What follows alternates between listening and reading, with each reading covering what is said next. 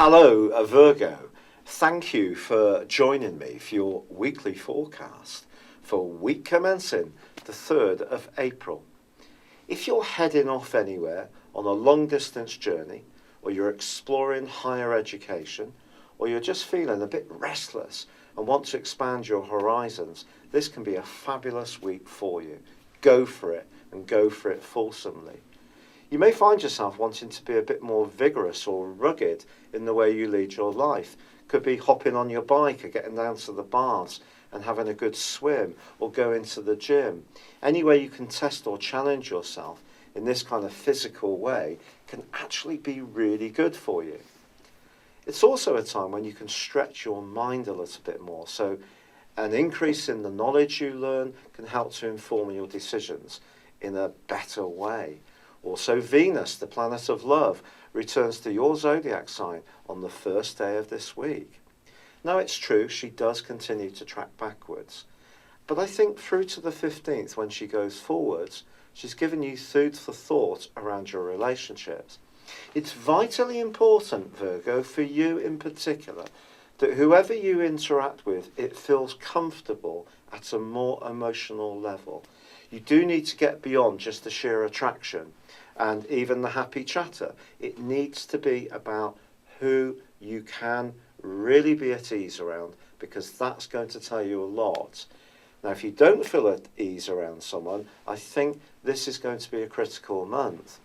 The second half of this week also sees an opposition between the Sun and Jupiter, which could give you the desire to splash out a little bit and be rather more impulsive about a big ticket item, or aiming high around something that's more material.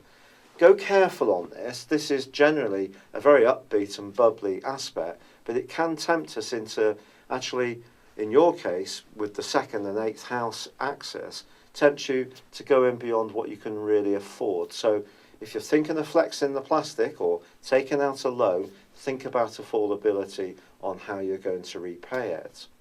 However, that aspect can also have something to do with the attraction you could have towards someone. And anyone who just has a steaming kind of sex appeal could draw you to them, because the Sun does continue in a very intense part of your horoscope. This is a week also when, as the week draws to a close, there are 2 planetary retrogrades that begin. The first involves Saturn on Thursday. For the next 5.5 months, he's going to be asking you to become even more aware of what makes you tick, your emotional interactions, your home environment, who you live with and how.